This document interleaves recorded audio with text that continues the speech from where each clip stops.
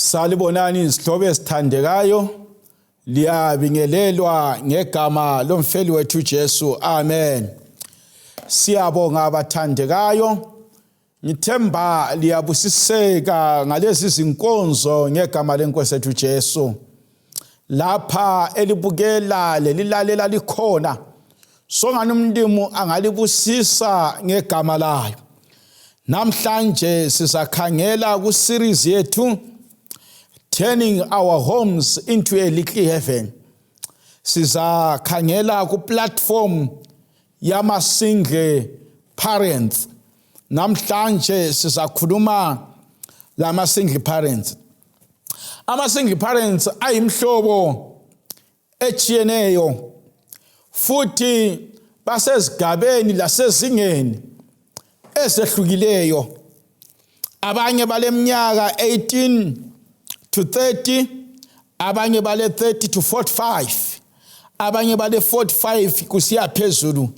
Indingeko zabo zichiyene.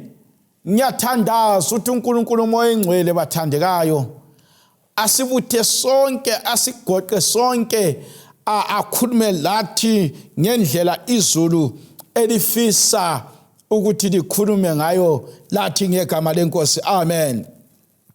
Namhlanje sisakhangela isihloko esithi sona overcoming ex-lovers. Overcoming ex-lovers. Ukunqoba kumbe ukukhipha engqondweni kumbe ukulahlekelwa kumbe ukwesula labo esike sathandana labo izolo. Njengama single parents siyakwazi ukuthi sonke once upon a time sike saba labangane. Okwenza sibizwe ukuthi singama single parents yikuthi silabantwana kodwa kasendanga kasithathanga. Kuveza sobala ukuthi bathandekayo sike saba labantu esike saphila labo izolo. Abanye babo sike sahlala labo, abanye kasizange sike sivele sihlale labo, abanye basiwona baqeda laba baphika babaleka. Abanye sahlala labo sehlulana kwehlula sachiyana nakho. Sonke sike saphila labantu. So sonke silabantu esike saphila labo. Abanye babantu esike saphila labo basithiyela izilonda. Abanye silamanxeba, abanye silezilonda ezingapholiyo ezithi zingababona zibhibhidle zibe zintsha. Abanye bathandekayo sasibathembile, amathemba ethu wonke ephakame haya kibo. Labazali bethu bebathanda, labazalwane bebathanda, kodwa basidisappointa, sasala silimele. Abanye babo bathandekayo ababizwa kuthiwa ngama ex ethu, silama photocopy abo ezindlini. Silabantwana esithi nxa sibakhangele sithi lokhu ngokumntakaJabu. Silabantwana ethi sibakhangele sithi lo ngumntakaThemba. Silabantwana esithi sibakhangele sithi lo ngumntakaNasingeni. Silabantwana abasikhumbuza amanxeba nsuku zonke ngabo ama ex lawa esilawo. Abanye bangikhona bayaphila, siyahlangana labo, siyababona nsuku zonke. Abanye sebathatha abanye abafazi, abanye sebendela kwezinye indawo. Siyababona bayaphila, bayahamba, siyababona nsuku zonke bayaphila la ma ex. Umbuzo uthi sizanqoba njani, how to overcome ex-lovers. Abanye bangikhona bahlala labantwa bethu. Abantwa bethu bahlala labo. Umbuzo uthi how do we overcome ex-lovers? kasicimezeni sikhuleke. Baba oyingcwele ohlala ngikhaya ezulwini, sindaba phendule yendaba ebuhlungu esikhuluma ngayo. Abantu bathi bona ihloka liyakhohlwa isihlahla esasigamulayo, kodwa isihlahla kasikhohlwa lihloka. Jesu mangalisayo kunzima ukukhohlwa la mahloka, kodwa sinika amandla bathandikayo mlimu ukuthi senelise ukuthi sikhohlwe ngegama lika Jesu. Khuluma lathi ngalintshumayelo ngokucacileyo ngoJesu siyakhuleka. Amen. Overcoming ex-lovers. Bathandekayo asonto elula ukukhohlwa ihloka elake lagamula kuwe. Kodwa siyakhuleka ukuthi uNkulunkulu asinika amandla ngemva kwalinkonzo to overcome our ex-lovers.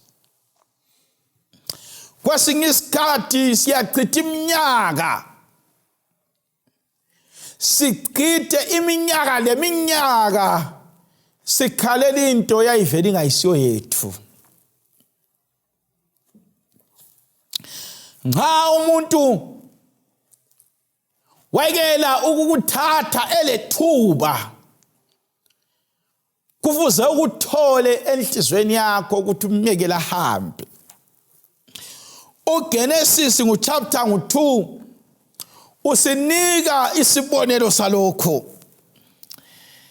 Efesini lingelika 18 no 20. Uverse 18 uthi yena kuGenesis chapter 2, inkosi uNkulunkulu yasisithi kakukuhle ukuthi umuntu ahlale yedwa, ngizamenzela umsizi onjengaye.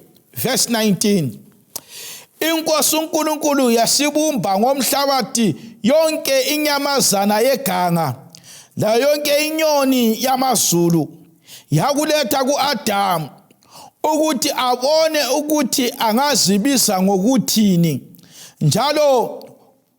njalo loba yikuphi uAdamu azakubiza ngakho izidalwa eziphilayo, yilo ibizo laso. Verse 20, uAdamu wasesitha amabizo kuzo zonke izifuyo lezinyoni zamazulu lakuyo yonke inyamazana yeganga, kodwa uAdamu katholanga umsizi onjengaye. iBhayibhili ithi yona uNkulunkulu esebonile ukuthi kakukuhle ukuthi umuntu ahlale yedwa, kakaqalanga wahle wamenzela uEva, kodwa waqala wamenzela okungaso Eva, ukuze umuntu abone ukuthi lokhu kakumfanelanga. iBhayibhili lithi lona uNkulunkulu waqala wabumba inyamazana. Nxa wayebumba inyamazana wazibumba ngathuthi eyesilisa leyesifazana, wazibumba inyamazana. Uthe seqedile ukuzibumba zaya kuAdamu, uAdamu wazipha amabizo. Eqeda kuzipha amabizo zaqala ukudlula phambi kwaAdamu, wasekela indlovu zadlula, lanxa zazilefiga engakanani zazingamfanelanga umuntu. wekela amadube adlula lanxa ayemahle elamabala anjani ayengamfanelanga umuntu wayekela adlula wasekela zonke inyamazana zadlula ngoba zazingamfanelanga. Bathandekayo, kulezinye izinto umlimu azekela sidlule ngoba singazifanelanga. Ungabona ijaha lalifuzela ukuthathe langakuthathi kwakuyinyamazana, yekela yayifuza idlule. Nxa wakumithisa wala wayinyamazana kayidlule. Nxa waphika isisu wayinyamazana kayidlule. Nxa wakuthembisa umtshado wathatha omunye wayinyamazana kayidlule. Nxa walala lawe wakudampa wayinyamazana yekela idlule. Melelo wakho uEva laliswe, imelela okwakho kudalwe. Nxa wayintombi ucabanga ukuthi yakuthanda wakudisappointa wamitha wona ukhangelela ukuthi umthathe wayinyamazana kadlule. Bathandekayo, iBhayibhili lithi lona kuDanyeli chapter 1 verse lika 8, sebefikile eBhabhiloni, sebephiwa ukudla kweBhabhiloni. Ungabala uDanyeli 1 verse 8 ithi yona yenye ivesi enthathekisayo ithi kodwa uDanyeli wazimisela ukuthi kayikuzingcolisa ngokudla kwesikhosini lewayini lakhona, yikho wasecela kundunankulu imvumo yokuthi angangcoliswa kanjalo. Bathandekayo, kuthiwa uDanyeli esebonile ukuthi eBhabhiloni badla into ezingcolileyo, esebonile ukuthi ukudla kweBhabhiloni kayisikho kubhalwe eBhayibhilini, esebonile ukuthi ukudla kweBhabhiloni kakukho right ebantwaneni bakaThixo abayekhaya ezulwini, kuthiwa wazimisela enhlizweni yakhe. Bathandekayo, in order to overcome your ex-lovers kufuze uzimisele enhlizweni yakho. Point number 1, umcijo wokuqala oza kunika amandla okunqoba ama-ex yikuthi make a firm decision. Zimisele enhlizweni yakho. Ungazitshela ukuthi ukhiphile ungaphalaza, ungabuyeli uyekudla into oyiphalazileyo. Zimisele enhlizweni yakho. Nxa wakumithisa wala ukukuthatha, yekela chiyana laye. Zimisele enhlizweni yakho ukuthi kangisoze mbuyele emuva, ngizamuva forward ngempilo yami. Uhlupho yikuthi abantu abanengi asizimiseli enhlizweni. Uyalana lo muntu kodwa inhliziyo yakhe isale ilokhu kuwena lana muntu, yena esemuve on ngempilo wathatha omnye umfazi. Wena lokhu ulandelela, wawungumfazi wokuqala ugcine sungowesi-2, usulandelela usufuna ukuyakhotha okutshiwa ngomnye umama. Hayi bathandekayo, zimisele enhlizweni yakho ukuthi wena take a firm decision ukuthi kawuyi kuzingcolisa.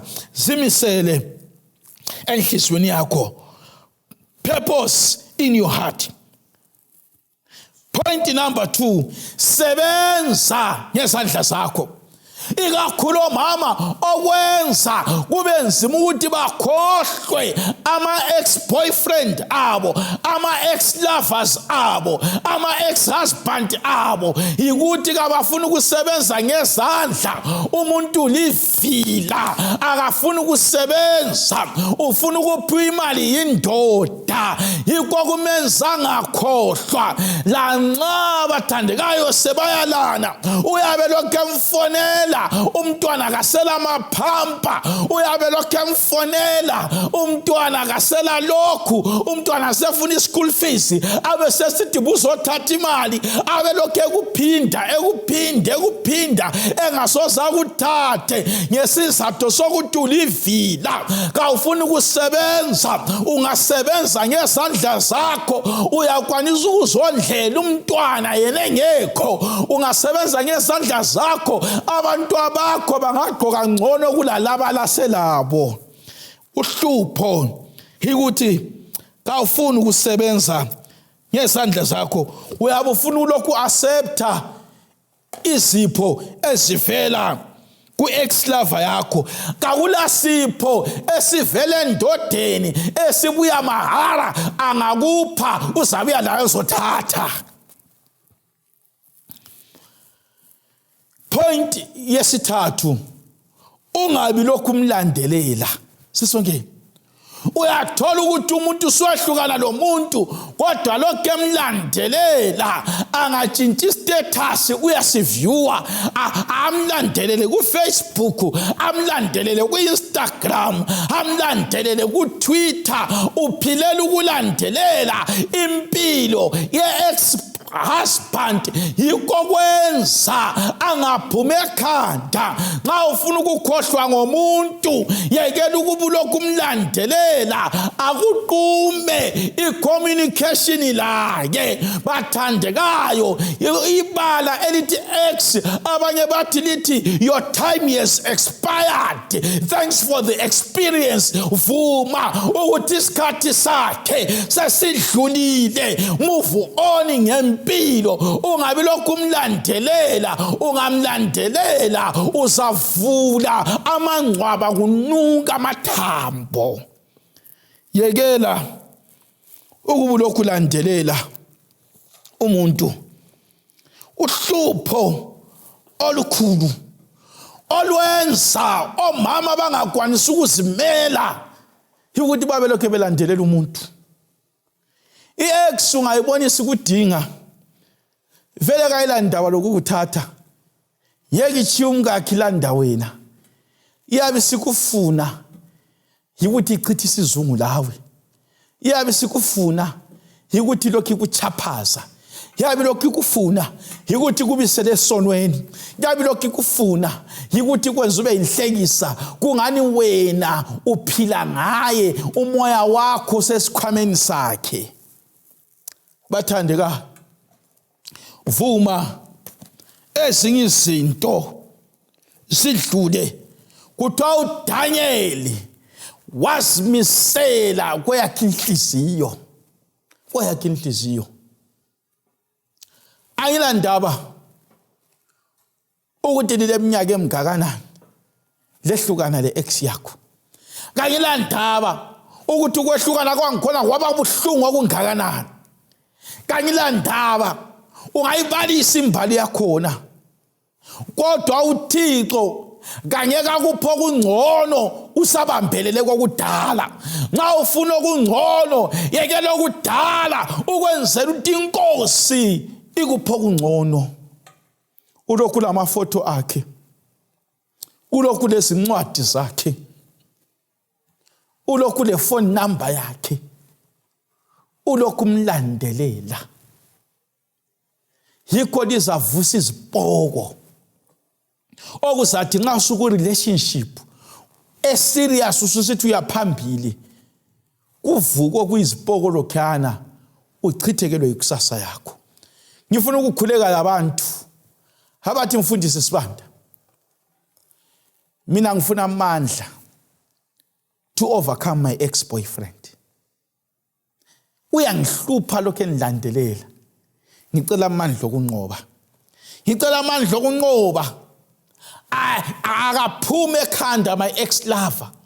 Angase sendile, ngiyabe lokho ngimlandelela i-weakness yami. Silokho sitshontshana lanxa sesehlukana, singahlangana kuyavuka, sike sithathane, siyekhatshana, sibalekisane. Umkakhe kakwazi, kodwa mina laye sesathatha, kodwa akakupheli.